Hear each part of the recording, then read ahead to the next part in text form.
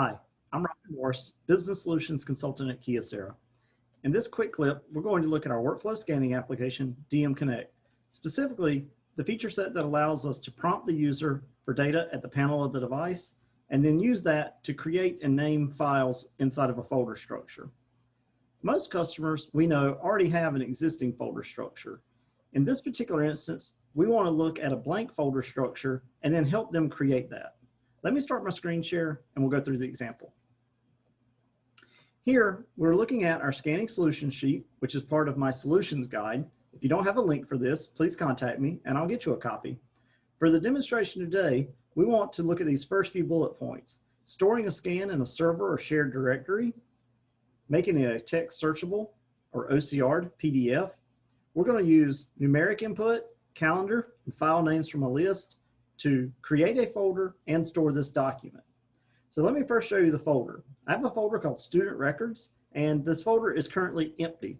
So this is for a customer who does not have an existing structure, and we need to help them create a structure for naming and storing their files, utilizing a workflow.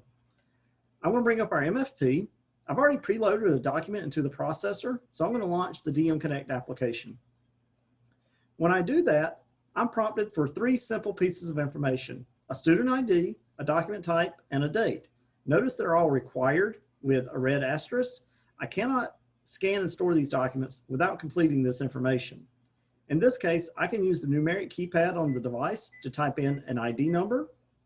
I can select doc type, and then I can choose from existing documents in the list. This ensures all of our users are using the same consistent scheme. So I'll say this is their admissions paperwork. It was submitted on Monday of 2 weeks ago. I don't know what Monday of 2 weeks ago was off the top of my head, but I can open the calendar and simply select that date. Now I'm ready to scan. My options, notice some of these are locked, others I can make a selection.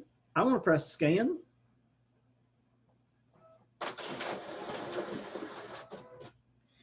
This workflow is instructed to repeat itself. So if I had multiple different documents, all I would have to do here is change the document type, assuming it's the same student, change the document name, and optionally change the date if needed. Press next, view my scan settings, press start, and I will stay in this process until I exit it. In this case, I only had the one document, so I'll exit now. When I come back to my computer and open my student records folder, we'll notice that a folder has been created based on the ID number. The document has been placed inside of it using ID underscore doc type underscore date. So I know who, what, and when without even having to open the document. And everyone is going to have the same output consistently over and over. So this is an example of how we could use DMConnect to start a process for a user, help them build out a folder structure, and then expand with other DMConnect features as well.